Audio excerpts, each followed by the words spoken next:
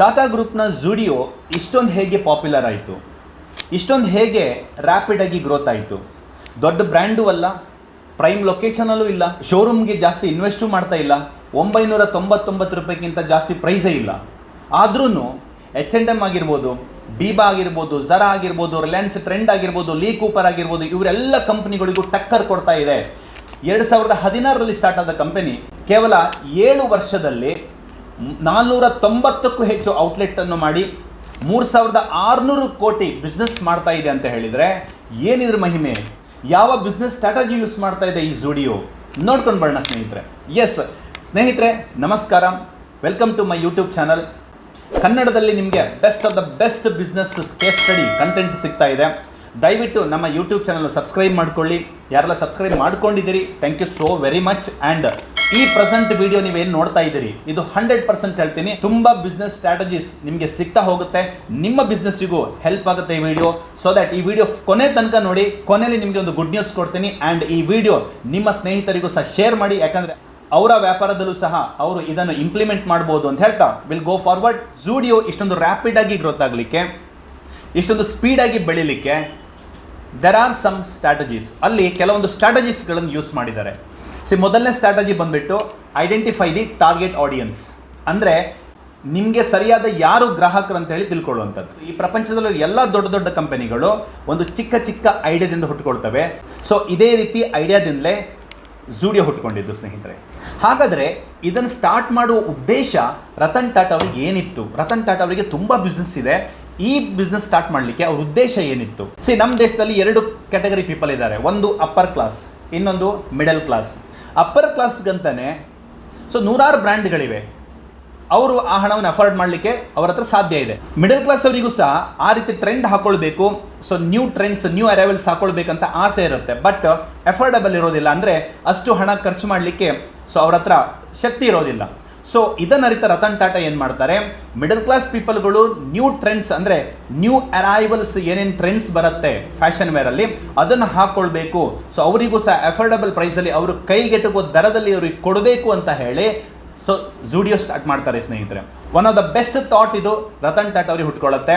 ಹೇಗೆ nano start ಮಾಡಿದ್ರು ಬಡವರಿಗೋಸ್ಕರ, ಅದೇ ರೀತಿ ಝುಡಿಯೋ ಸ್ಟಾರ್ಟ್ ಮಾಡಿದ್ರು ಸ್ನೇಹಿತರೆ.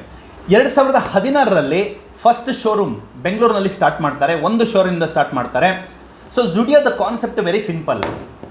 ಝುಡಿಯೋದ second strategy fast fashion with reliable price. ಅಂದರೆ ನ್ಯೂ ಟ್ರೆಂಡ್ಸ್ ಯಾವುದೇ ಬರಲಿ ಆ ಟ್ರೆಂಡನ್ನು ಕಾಪಿ ಮಾಡೋದು, ಜನಗಳಿಗೆ ಕಮ್ಮಿ ಪ್ರೈಸಲ್ಲಿ ಕೊಡುವಂಥದ್ದು.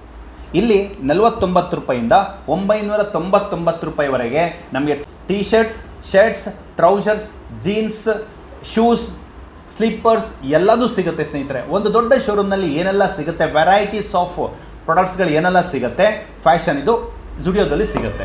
ಒಂದು ಎಕ್ಸಾಂಪಲ್, ಝುಡಿಯೋದಲ್ಲಿ ಒಂದು ಟೀ ಶರ್ಟ್ನ ಬೆಲೆ 200 ರೂಪಾಯಿ ಇದ್ದರೆ, same T shirt same quality ನೀವು ರಿಲಯನ್ಸ್ ಟ್ರೆಂಡಲ್ಲಿ ತಗೊಳ್ಳಿಕ್ಕೆ ಹೋದರೆ ಅರೌಂಡ್ 1000 ರೂಪಾಯಿ ಇರುತ್ತೆ.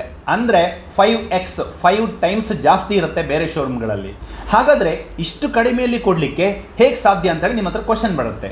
ಎಸ್, ಥರ್ಡ್ ಸ್ಟ್ರಾಟಜಿ ಬಂದುಬಿಟ್ಟು ಲೋ ಕಾಸ್ಟ್ ಪರ್ಚೇಸ್. ಹಾಗಾದರೆ ಫ್ಯಾಷನ್ ಇಂಡಸ್ಟ್ರಿಯಲ್ಲಿ ಖರ್ಚು ಬರೋದು 2 ಕ್ಯಾಟಗರಿಯಲ್ಲಿ. ಒಂದು ಮ್ಯಾನುಫ್ಯಾಕ್ಚರಿಂಗ್, ಇನ್ನೊಂದು ಡಿಸೈನ್ಸ್. ಹವೆವರ್ ಇವರು ಡಿಸೈನಿಂಗ್ ಹೋಗಿ ಖರ್ಚೆ ಮಾಡೋದಿಲ್ಲ. ಡಿಸೈನ್ ಅಂದರೆ ಮಾರ್ಕೆಟ್ನಲ್ಲಿ ನ್ಯೂ ಟ್ರೆಂಡ್ಸ್ ಯಾವುದೆಲ್ಲ ಇದೆ ಅದನ್ನು ಕಾಪಿ ಮಾಡ್ತಾರೆ. ಸೆಕೆಂಡ್ ಬಂದುಬಿಟ್ಟು ಮ್ಯಾನುಫ್ಯಾಕ್ಚರಿಂಗ್. ಇವರು ಮ್ಯಾನುಫ್ಯಾಕ್ಚರಿಂಗ್ ಮಾಡೋ ಅವಶ್ಯಕತೆಯೇ ಇಲ್ಲ. ಯಾಕಂತ ಕೇಳಿದರೆ ಅದು ಟೆನ್ಷನ್ ಇವರು ಮಾಡ್ಕೊಳ್ಳಲ್ಲ. ನಮಗೇನು ಬೇಕು, ಹೊಸದು ಯಾವುದು ಟ್ರೆಂಡ್ ಬಂದಿದೆ ಮಾರ್ಕೆಟ್ನಲ್ಲಿ, ಆ ಟ್ರೆಂಡನ್ನು ಮಾಡಿಸಲಿಕ್ಕೆ ಥರ್ಡ್ ಪಾರ್ಟಿ ಮ್ಯಾನುಫ್ಯಾಕ್ಚರರ್ಸಿಗೆ ಹೇಳ್ತಾರೆ. ಇವ್ರಿಗೆ ಏನು ಬೇಕು, ಎಷ್ಟು ಪೀಸ್ ಬೇಕು, ಬಲ್ಕ್ ಆರ್ಡರ್ ಕೊಡ್ತಾರೆ. ಕಡಿಮೆ ಪ್ರೈಸಲ್ಲಿ ಮ್ಯಾನುಫ್ಯಾಕ್ಚರಿಂಗ್ ಮಾಡಿಕೊಂಡು ಟ್ಯಾಗ್ ಹಾಕ್ತಾರೆ. ವೈಟ್ ಲೇಬಲ್ ಅಂತ ಕರಿತೀವಿ, ಇವರ ಟ್ಯಾಗ್ ಹಾಕ್ತಾರೆ, ಝುಡಿಯೋ ಟ್ಯಾಗ್ ಹಾಕ್ತಾರೆ. ಸ್ನೇಹಿತರೆ, ಮಾರ್ಕೆಟ್ನಲ್ಲಿ ಯಾವುದೇ ಹೊಸ ಟ್ರೆಂಡ್ ಬಂದ್ರೂ ಇವರಿಗೆ 15 ದಿನ ಸಾಕು ಆ ಟ್ರೆಂಡನ್ನು ಕಾಪಿ ಮಾಡಲಿ ತರಲಿಕ್ಕೆ. ಜಾಸ್ತಿ ಇನ್ವೆಸ್ಟ್ ಮಾಡುವಂಥ ಅವಶ್ಯಕತೆಯೇ ಇಲ್ಲ. ದಟ್ ಇಷ್ಟು ಕಡಿಮೆ ಕೊಡಲಿಕ್ಕೆ ಸಾಧ್ಯ ಆಗುತ್ತೆ. ಝುಡಿಯೋದು ಇನ್ನೊಂದು ಸ್ಪೆಷಾಲಿಟಿ ಏನಪ್ಪ ಕೇಳಿದರೆ, ಇವತ್ತು ನೀವು ಝುಡಿಯೋದೊಳಗಡೆ ಹೋಗಿ 2 ತಿಂಗಳು ಬಿಟ್ಟು ಹೋದರೆ ಇವತ್ತು ನೋಡಿದಂಥ ಫ್ಯಾಷನ್ ಆ ಝುಡಿಯೋದು ಶೋರೂಮಲ್ಲಿರಲ್ಲ, ಕಂಪ್ಲೀಟ್ ಶೋರೂಮೇ ಚೇಂಜ್ ಆಗಿರುತ್ತೆ. ಇದರಿಂದ ಕಸ್ಟಮರ್ ಏನಾಗುತ್ತೆ, ಈಗಿನ ಫ್ಯಾಷನ್ ಏನಾದರೂ ಅವ್ರಿಗೆ ಇಷ್ಟ ಆದರೆ ಅವ್ರೇನು ಮಾಡ್ತಾರೆ, ಮುಂದೆ ಸಿಗೋದಿಲ್ಲ ಅನ್ನೋ ಭಯದಿಂದ ಕಸ್ಟಮರ್ ಪರ್ಚೇಸ್ ಮಾಡ್ತಾರೆ. 1 ಟೀ ಶರ್ಟ್ ಬದಲಿಗೆ 2 ಟೀ ಶರ್ಟ್ಸ್ ಆಗಿರ್ಬೋದು, 1 ಟ್ರೌಸರ್ಸ್ ಬದಲಿಗೆ 2 ಟ್ರೌಸರ್ಸ್ ಆಗಿರ್ಬೋದು, ಈ ರೀತಿ ಪರ್ಚೇಸ್ ಮಾಡ್ತಾರೆ. ಆ್ಯಂಡ್ ನ್ಯೂ ಟ್ರೆಂಡ್ಸ್ ಯಾವಾಗ ಚೇಂಜ್ ಆಗ್ತಾ ಹೋಗುತ್ತೆ, ಕಸ್ಟಮರ್ ರಿಪೀಟೆಡ್ ಕಸ್ಟಮರ್ ಜಾಸ್ತಿ ಆಗ್ತಾ ಹೋಗ್ತಾರೆ. ಹಾಗಾದರೆ ಈ ಜುಡಿಯೋದ ಕೇಸ್ ಸ್ಟಡಿ ಕೇಳೋದ್ರಿಂದ ನನಗೇನು ಲಾಭ ಆಗುತ್ತೆ ಸರ್ ಕೇಳ್ಬೋದು. ಎಸ್, ನಿಮಗೊಂದು ಗುಡ್ ನ್ಯೂಸ್ ಇದೆ. ಈ ವಿಡಿಯೋ ಎಂಡ್ ತನಕ ನೋಡಿ. ಸೊ ಜುಡಿಯೋ ಜೊತೆಗೆ ನೀವು ಹೇಗೆ ಬೆಳಿಬಹುದು ಅಂತ ಹೇಳಿ ನಾನು ಲಾಸ್ಟಿಗೆ ಈ ವಿಡಿಯೋದ ಕೊನೆಯಲ್ಲಿ ನಿಮಗೆ ನಾನು ಒಂದು ಟಿಪ್ಸ್ ಕೊಡ್ತೀನಿ. ಎಂಡ್ ತನಕ ಈ ವಿಡಿಯೋ ವಾಚ್ ಮಾಡಿ. ಸೊ ಇನ್ನೂ ಒಂದು ಕ್ವಶನ್ ಇಟ್ಕೊಳ್ಳುತ್ತೆ ನಿಮಗೆ. ನೀವು ಕೇಳ್ಬೋದು, ಸರ್ ದೊಡ್ಡ ದೊಡ್ಡ ಬಿಲ್ಡಿಂಗ್ನಲ್ಲಿ 6,000-7,000 ಸ್ಕ್ವೇರ್ ಫೀಟ್ ಶೋರೂಮನ್ನು ಓಪನ್ ಮಾಡ್ತಾರೆ, ಇಂಟೀರಿಯರ್ ಮಾಡ್ತಾರೆ, ಇಷ್ಟೆಲ್ಲ ಇನ್ವೆಸ್ಟ್ಮೆಂಟ್ ಮಾಡ್ತಾರೆ, ಅದರ ಕಾಸ್ಟಿಂಗ್ ಇದ್ರ ಮೇಲೆ ಪ್ರಾಡಕ್ಟ್ ಮೇಲೆ ಬೀಳಲ್ವಾ ಅಂದ್ಬಿಟ್ಟು ನೆವರ್. ಯಾಕಂದರೆ ಅವ್ರು ಯೂಸ್ ಮಾಡ್ತಾ ಇರೋದು ಫೋರ್ತ್ ಸ್ಟ್ರಾಟಜಿ ಬಂದುಬಿಟ್ಟು FOCO ಮಾಡೆಲ್. ಫ್ರಾಂಚೈಸಿಯಲ್ಲಿ ದೆರ್ ಆರ್ 3 ಮಾಡೆಲ್ಸ್. ಒಂದು COCO, company owned company operated.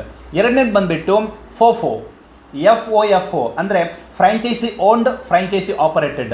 Third ಬಂದುಬಿಟ್ಟು ನಾನು ಇವಾಗ ಹೇಳಿದೆ FOCO ಮಾಡೆಲ್ ಅಂದರೆ ಫ್ರಾಂಚೈಸಿ ಓನ್ಡ್ ಕಂಪನಿ ಆಪರೇಟೆಡ್. ಅಂದರೆ ಜುಡಿಯೋ ಏನು ಮಾಡುತ್ತೆ, ಸೊ ಇನ್ವೆಸ್ಟರ್ನ ಹುಡುಕುತ್ತೆ, ಸೊ ಫ್ರಾಂಚೈಸಿ ಓನರ್ನ ಹುಡುಕುತ್ತೆ, ಫ್ರಾಂಚೈಸಿ ಮಾಡೋರನ್ನ ಆಸ್ಪಿರೆಂಟನ್ನು ಹುಡುಕುತ್ತೆ, ಅವ್ರ ಹತ್ರ ಡಿಸ್ಕಸ್ ಮಾಡುತ್ತೆ, ಅವ್ರ ಹತ್ರ ಹೇಳುತ್ತೆ 6,000-7,000 ಸ್ಕ್ವೇರ್ ಫೀಟ್ ಬಿಲ್ಡಿಂಗ್ ನಮ್ಗೆ ಬೇಕು, ಇಂಟೀರಿಯರ್ ಮಾಡಿಕೊಡಿ, ಎಲ್ಲ A to Z ಕ್ಲೀನ್ ಮಾಡಿಕೊಡಿ, ನಾವು ಶೋರೂಮನ್ನು ನಡೆಸ್ತೀವಿ, ನಿಮ್ಮ ಕೆಲಸಕ್ಕಾಗಿ ಇನ್ವೆಸ್ಟ್ ಮಾಡೋದು, ಸೊ ಫ್ರಾಂಚೈಸಿಗೆ ಏನೆಲ್ಲ ಬೇಕು ಇಂಟೀರಿಯರ್ಸ್ ಇನ್ವೆಸ್ಟ್ ಮಾಡೋದು, ನಾವು ಮೆಟೀರಿಯಲ್ ತಂದು ಹಾಕ್ತೀವಿ, ನಾವು ನಡ್ಸ್ಕೊಂಡು ಹೋಗ್ತೀವಿ, ನಿಮಗೆ ಮ್ಯಾನ್ ಪವರ್ಸ್ ಟೆನ್ಷನ್ ಇಲ್ಲ, ಸ್ಯಾಲ್ರಿ ಕೊಡಬೇಕಂತ ಟೆನ್ಷನ್ ಇಲ್ಲ, ಟ್ರೈನಿಂಗ್ ಕೊಡಬೇಕಂತ ಟೆನ್ಷನ್ ಇಲ್ಲ ಜನಗಳಿಗೆ, ಸೊ ಕಸ್ಟಮರ್ ಹ್ಯಾಂಡ್ಲಿಂಗ್ ಟೆನ್ಷನ್ ಇಲ್ಲ, ಯಾವುದೂ ಟೆನ್ಷನ್ ಇಲ್ಲ, ನೀವು ರಾಯಲ್ಟಿ ತಗೊಳ್ತಾ ಹೋಗಿ ಅಂತ ಹೇಳುತ್ತೆ.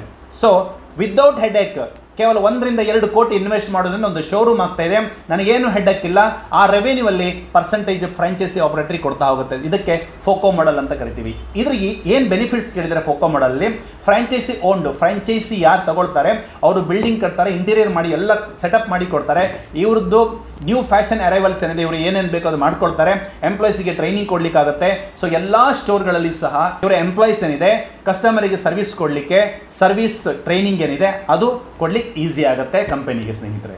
ಸೊ ಇದೆಲ್ಲ ಸ್ಟ್ರಾಟಜೀಸ್ ಯೂಸ್ ಮಾಡಿಕೊಂಡು ಸೊ ಈ ಜುಡಿಯೋ ಇದೆಯಲ್ಲ ಈ ರೀತಿ ರ್ಯಾಪಿಡ್ ಆಗಿ ಗ್ರೋತ್ ಆಗ್ತಾ ಇದೆ. ಕೇವಲ 2016ರಿಂದ ಒಂದು ಸ್ಟೋರಲ್ಲಿ ಓಪನ್ ಆದದ್ದು, 2018ಕ್ಕೆ ಬರುವಾಗ ಕೇವಲ 4 ಸ್ಟೋರ್ ಇತ್ತು. ಇವತ್ತು 2023ಕ್ಕೆ ಟಿಲ್ ಟುಡೇ ಅದು ಬಂದುಬಿಟ್ಟು 490 ಸ್ಟೋರ್ ಆಗಿದೆ. ಅವರು ಟಾರ್ಗೆಟ್ ಇರುವಂಥದ್ದು by end of this year ಅಂತ ಹೇಳಿದರೆ ಮಾರ್ಚ್ 31 ಒಳಗಡೆ 500 ಸ್ಟೋರ್ ಓಪನ್ ಮಾಡುವಂಥದ್ದು, 6,000-7,000 ಸಾವಿರ ಕೋಟಿ ಟರ್ನ್ ಓವರ್ ಮಾಡ್ತಾ ಇದ್ದಾರೆ.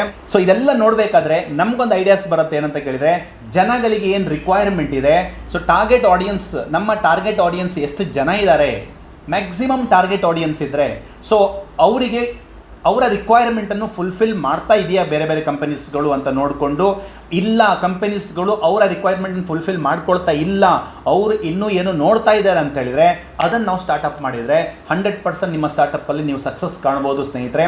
ಎಸ್, ಜುಡಿಯೋವನ್ನು ಮ್ಯಾನೇಜ್ ಮಾಡೋ company Tata groups, but Tata ಗ್ರೂಪ್ಸ್ನ ಅಂಗಸಂಸ್ಥೆ ಟ್ರೆಂಟ್ಸ್ ಲಿಮಿಟೆಡ್ ಅಂದ್ಬಿಟ್ಟು, ಟ್ರೆಂಟ್ ಲಿಮಿಟೆಡ್ 2 ಬ್ರ್ಯಾಂಡನ್ನು ಮ್ಯಾನೇಜ್ ಮಾಡ್ತಾ ಇದೆ, ಒಂದು ವೆಸ್ಟ್ ಸೈಡ್, ಇನ್ನೊಂದು ಜುಡಿಯೋ. ಸೊ ಇದೆರಡು ಟಾಟಾ ಗ್ರೂಪ್ನ ಅಂಗಸಂಸ್ಥೆ. ಎಸ್, ಲಾಸ್ಟಿಗೆ ಒಂದು ಗುಡ್ ನ್ಯೂಸನ್ನು ಕೊಡ್ತೇನೆ ಅಂತ ಹೇಳಿದ್ದೀನಿ. ಸಿಂಪಲ್ ಇಷ್ಟೇ, ಜುಡಿಯೋ ಜೊತೆ ನೀವು ಬೆಳಿಬೇಕಂತ ಹೇಳಿದರೆ ಜುಡಿಯೋವನ್ನು ಹ್ಯಾಂಡಲ್ ಮಾಡ್ತಾ ಇರುವ ಅಂಗಸಂಸ್ಥೆ ಟಾಟಾದ್ದು ಟ್ರೆಂಡ್ಸ್ ಲಿಮಿಟೆಡ್ ಅಂತ ಹೇಳಿ. ಆ ಟ್ರೆಂಡ್ಸ್ ಲಿಮಿಟೆಡ್ನ ಶೇರನ್ನು ಬೈ ಮಾಡೋದ್ರಿಂದ ನೀವು ಜುಡಿಯೋ ಜೊತೆಗೆ ಗ್ರೋತ್ ಆಗ್ಬೋದು.